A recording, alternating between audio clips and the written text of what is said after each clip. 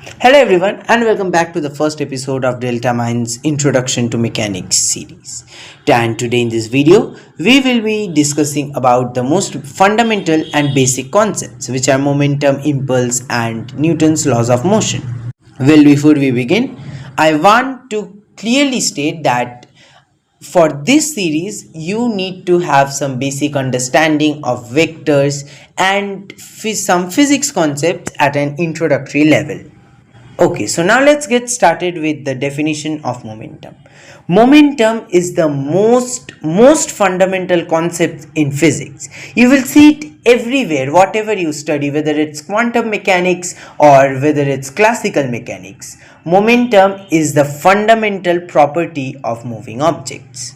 So what does the momentum actually tell about us? At its most basic, we talk about linear momentum, which is denoted by P. It is the quantity of motion a moving object acquires. Like you can think about it as how hard is a moving object to stop. Well, it doesn't only state that how fast is the object moving, but it states how much stuff is moving. So the basic definition or the formula of momentum is P equals to m times v, where m is the mass of the object and v is the velocity of the moving object. Okay, we will take a deeper look at momentum later in this video. But now let's move to Newton's laws of motion. Well, we are already aware of the basic concept of Newton's laws of motion. And we know that there are three of them. Newton's first law of motion states that anything cannot move unless you apply a force on it. The second law of motion is something we need to take a deeper look at. The second law of motion states that force is directly proportional to the rate of change of momentum with respect to time. Mathematically, F proportional to dp dt. Now, if we remove the proportionality constant, it becomes F equals to dp dt times a constant of proportionality, which is F equals to k times dp by dt. But experimentally, we have seen that the value of k is approximately equals to 1. So we can say that F equals to dp by dt. And from this, we can actually derive F equals to ma, because as P equals to mv, we can substitute mv equals to P, which gives us dmv dt. And if mass is constant, then we can take the mass out, which simply leaves us with dv by dt. We know that dv by dt equals to acceleration. So F equals to ma.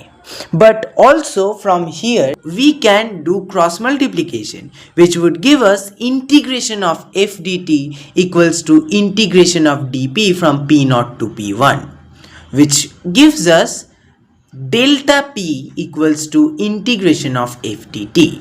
This is actually very important because it essentially states that the area under an F cross T graph is actually the momentum. Okay, now Newton's third law of motion states that every action has an equal and opposite reaction. They always react on different bodies. Alright, now let's discuss about impulse. Well, impulse is the change in momentum denoted by J. J vector equals to delta P vector, or Pf minus Pi equals to J. Or we can say that by the thing we derived earlier, integration of f dt is equals to J, which also states that area under an ft graph is impulse. So let's move to our first practice problem. As we have already covered the core concepts, it would be good to have a better understanding by solving a few problems. The first question is, a 0.16 kg hockey puck is initially moving to the right at 10 meters per second. It is struck by a hockey stick and its final velocity is 15 meters per second to the left. Now the question asks, what is the initial momentum of the puck, and what is the final momentum of the puck, and what is the impulse delivered to the puck by the stick. Okay, so now let's write down the given values. Mass is 0.16 kg, Vi equals to 10 meters per second, and initial momentum or Pi equals to m times Vi, or which is equals to 0.16 times 10, which is 1.6 kgs. Now let's calculate the final momentum. Vf is negative meters per second. As you can see that the ball was struck by the hockey stick to the left. So it's going to be negative 15 meters per second. So 0.16 times negative 15 meters per second, which gives us minus 2.4 kgs. Now let's calculate the impulse. J equals delta P equals Pf minus Pi. So if we substitute the values we get J equals to minus 4.0 kg. And the negative sign indicates the impulse was delivered to the left, which makes sense as the puck changed direction from right to left. Okay, so now let's move to our next question, which states a car of mass 1200 kg is traveling at 20 meters per second, crashes into a wall and comes to a complete stop in 20.20 seconds. So it asks, what is the change in momentum of the car and what is the magnitude of the average force exerted by the wall on the car? So first, let's write down the data that we are provided. M equals to 1200 kg, initial velocity equals to positive 20 meters per second, and initial momentum equals to m times initial velocity, which is 1200 times 20, which are 24,000. Next, let's find the final momentum.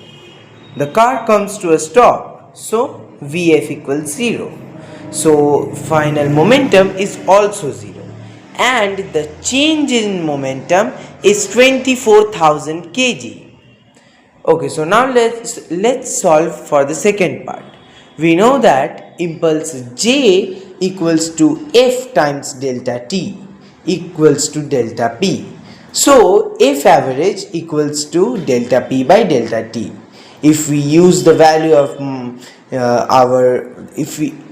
if we use the value we find earlier, minus 24,000 by 0.20 seconds, which would give us minus 1200,000.